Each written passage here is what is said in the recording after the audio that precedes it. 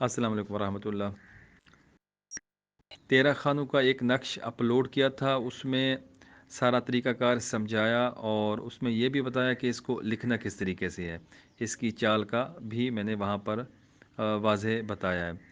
اس نقش کے اندر میں نے جو عبارت استعمال کی ہے یہ وہیں پر استعمال ہوئی تھی، یہ محبت کے لیے، کسی کو بھی اپنی محبت میں گرفتار کرنے کے لیے، اس کی ہر ایک چیز، اس کی عقل، ہوش و حواس، ہر ایک چیز حواس خمسہ کو باندھنے کے لیے، اپنے حق میں کرنے کے لیے یہ عبارت، یہ عمل بہت ہی زبردست ہے۔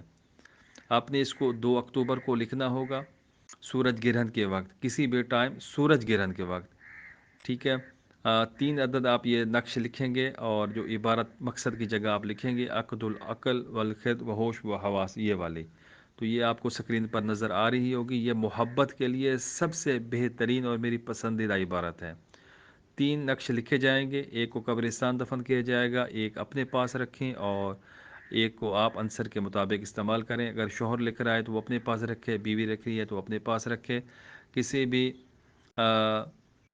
شادی جہاں پر کرنا چاہ رہے ہیں اس کے لکھ رہے ہیں، جو طالب ہے وہ اپنے پاس رکھے۔